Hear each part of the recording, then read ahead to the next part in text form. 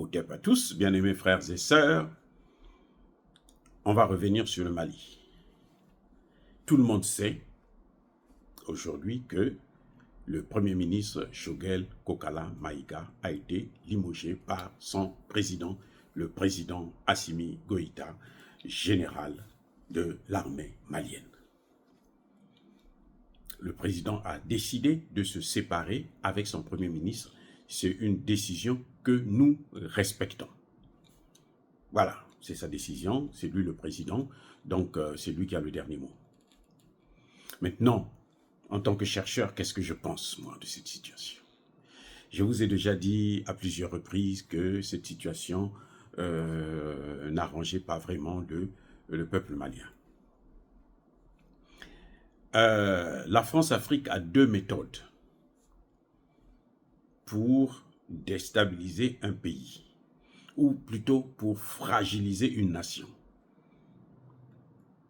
La première méthode, c'est mettre un clivage entre les leaders, les autorités, le gouvernement et son chef, le président de la République, et le peuple. Quand on sépare les deux, à ce moment, on peut facilement manipuler l'un ou l'autre. C'est ce qu'on appelle révolution de couleur. Quand cette méthode ne marche pas, parce qu'il y a une symbiose entre le gouvernement et le peuple, à ce moment, on passe à une autre méthode qui est celle de diviser le gouvernement même. Là, le cas échéant du Mali, c'est entre le président et son Premier ministre. Je dis, et je le répète encore, je n'accuse ni Choguel ni Assimi Goïta. La situation est là, le vin est tiré, nous allons le boire. Mais maintenant, moi, mon analyse, qu'est-ce que je pense exactement? Que ce qui s'est passé, c'est que on a échoué avec le premier modèle, c'est-à-dire le peuple et l'État. Maintenant, on passe au sein même de l'État faire ce qu'on appelle une révolution de couleur.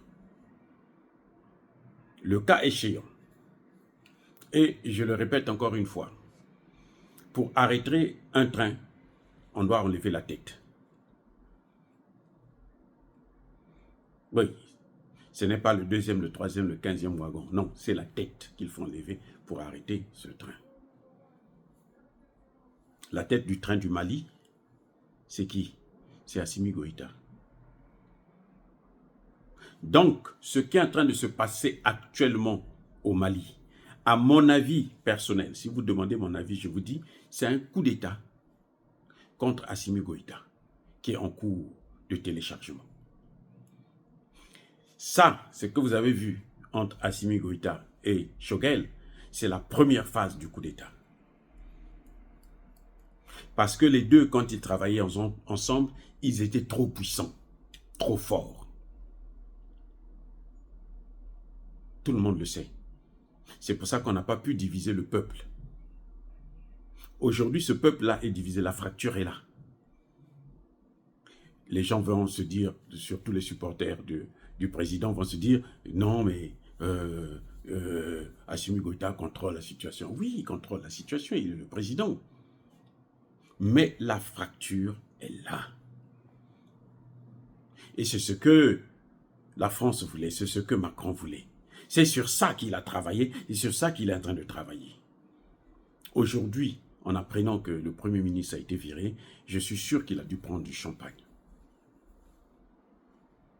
Parce que il a gagné la première étape, qui est celle de séparer Assimi Goïta et son Premier ministre. Parce que le Premier ministre était, si vous voulez, la barrière ultime pour vouloir atteindre le président. Aujourd'hui, les amis, réfléchissons un peu. Le Premier ministre a été viré. OK? Ça a quoi comme conséquence sur l'AES? Dites-moi. Il y a quoi comme conséquence sur l'AES? Il n'y a rien, on s'en fout. Ce n'est pas le Premier ministre qui prend la grande décision, ce n'est pas le Premier ministre qui signe concernant la Confédération. Le président de la Confédération, ce n'est pas le Premier ministre, c'est le président. C'est lui qui a le dernier mot. Donc même si on enlève le Premier ministre, c'est rien du tout. Mais c'est une étape importante. Ça veut dire que la maison est fendillée. Ça veut dire que la réunion peut rentrer. Oui, je ne dis pas que Assimi Goïta a tort. Non, il ne s'entend plus avec son Premier ministre. Il va de soi qu'il se sépare. Ce n'est pas ce que je suis en train de dire. Je ne condamne pas la décision du président. C'est lui le président. Il a pris la décision. Nous devrons l'accepter. Je dis tout simplement que l'impérialisme occidental, et notamment macronienne, la France-Afrique et la CEDEAO, ont gagné la première partie. Maintenant, ils vont se concentrer sur la deuxième partie. C'est le président. Parce que, pour déstabiliser vraiment le Mali, il faut atteindre le président. Je reprends. Si on veut déstabiliser le Mali, il faut atteindre la personne du président de la République. C'est lui qui, au final, c'est lui qui est visé. C'est ce que moi j'appelle un coup d'État en téléchargement. Ça, au Mali, là, pour moi, vous pensez comme vous voulez. Moi, je dis, c'est un coup d'État en téléchargement. Ceux qui ont été à la manœuvre, qui ont allumé le feu, là, parce que c'est pas, ça n'a pas commencé hier, samedi, non, c'est faux. Si quelqu'un vous dit ça, c'est faux. Ça a commencé il y a plusieurs mois de cela, peut-être même plus d'un an, que cette histoire-là a commencé. Mais pourquoi? Parce qu'il y a des gens qui allument le feu de part et d'autre. Du côté de Choguel, du côté d'Assimi Goïta. Et ces gens-là, qui allument le feu, là, ils travaillent pour la France. Vous savez, bien entendu, tous ceux qui travaillent pour la France ne se sont jamais prononcés comme étant des gens qui travaillent pour la France. Vous savez seulement quand vous voyez le résultat, tout est par terre, vous vous rendez compte, oh là là, la France nous a eu encore. Je ne dis pas ça par hasard. Je dis ça pour que le président puisse faire très, très, très attention.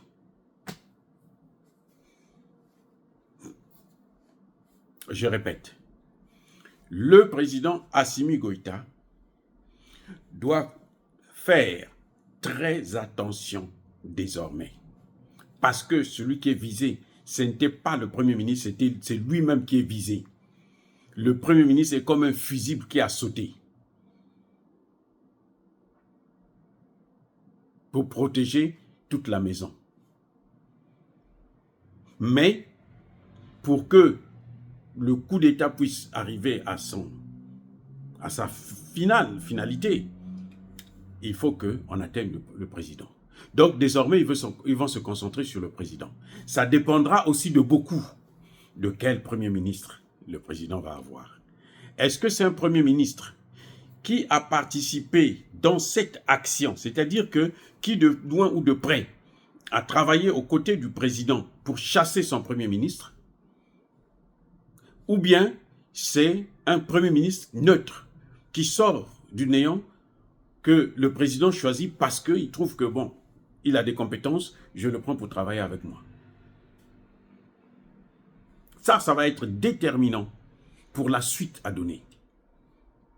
Maintenant, si ce sera plus difficile pour le président, plus dangereux pour le président, s'il prend quelqu'un, s'il choisit un Premier ministre autour de lui, parmi ceux qui étaient là, d'une manière ou d'une autre, jetaient l'huile sur le feu, entre lui et son Premier ministre.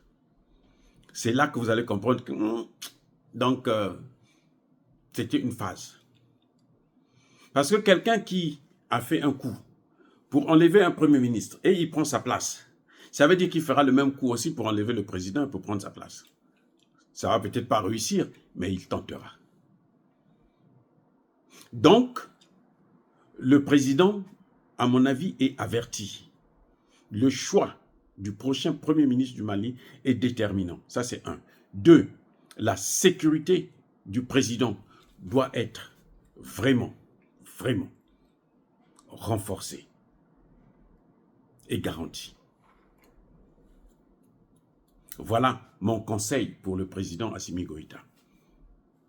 Parce que dans ce conflit qu'il a eu avec son Premier ministre, la France est derrière. C'est la spécialité. C'est là où la France excelle. Et c'est pour ça que la France réussit toujours à nous avoir. C'est dans ce domaine-là, c'est dans cet aspect-là, diviser pour mieux régner. Et la France est capable de mettre des milliards et des milliards, de s'agenouiller, de sucer, essuyer vos pieds, sucer vos bottes, afin d'atteindre cet objectif-là, de vous diviser et régner. Voilà, à mon avis, ce qui est en train de se passer, c'est que c'est un coup d'État, je le répète encore, haut et fort, c'est un coup d'État dont l'objectif final, c'est de descendre Assimi Goïta. C'est de le déstabiliser, sinon, l'envoyer au repos éternel et prendre la place. Afin de stopper non seulement le Mali, mais l'AES et du coup, toute l'Afrique subsaharienne. Parce que le Mali, aujourd'hui, est le porte-flambeau de cette Afrique-là. L'avenir de l'Afrique, je le répète encore une fois pour toutes, que l'avenir de l'Afrique est là, au Mali, se joue là, au Mali, au Burkina et au Niger. Si ces trois pays échouent, nous aurons du mal à avancer vers le véritable panafricanisme, c'est-à-dire obtenir notre indépendance et développer nos États. C'est pour ça que vous nous entendez parler. Moi, je ne suis pas malien, je suis congolais de Brazzaville. Donc, je devrais m'en foutre. Mais je ne peux pas m'en foutre parce que ça me concerne. Ça concerne mes enfants et mes petits-enfants. Ce qui est en train de se jouer au Mali. Ça nous concerne tous. Quand les Maliens, j'entends certains Maliens dire « Vous qui n'êtes pas Maliens là, fermez vos bouches. Ne mettez pas vos bouches dans nos affaires. » C'est l'ignorance la plus totale. Et ils se disent quand même panafricanistes. Hein. Et ils pensent que le Mali, c'est à l'extrême du monde, personne... Non, aujourd'hui, quiconque veut se sentir malien, le sera. Parce que le monde est devenu proche de nous. Oui, j'ai toutes les informations du Mali à tous les jours. Il y a des Maliens qui m'écrivent pour me dire, mais grand frère, docteur, nous, voilà ce qui est en train de se passer ici en ce moment. Donc les informations, nous les avons. Et si nous avons ces informations, parce que nous sommes concernés aussi, au premier chef, autant qu'Assimi Goïta, nous sommes concernés pour sa survie, pour sa santé, pour sa vie. Parce que ces gens-là ont dans leurs mains aujourd'hui une responsabilité que les chefs d'État africains n'ont jamais eue. Oui, les chefs d'État africains, là, ils n'ont jamais eu cette responsabilité. Ils ont la responsabilité de leur petit pays et puis c'est tout. Mais là, eux, ils ont la responsabilité de tout un continent. Le continent africain, là, en ce moment, est sur la tête d'Assimi Goïta, de Traoré et de Tchani. Ça est sur leur tête. Donc, s'ils bougent comme ça, là, c'est l'Afrique qui tombe. Et pour se relever, ça va être très, très, très difficile. Parce que, par terre, là, il y a des serpents qui sont là, qui attendent que leur chute.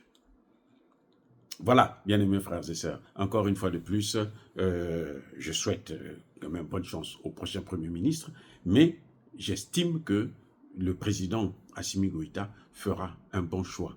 Parce que, je répète encore, ce n'est pas Assimi Goïta que l'on cherchait.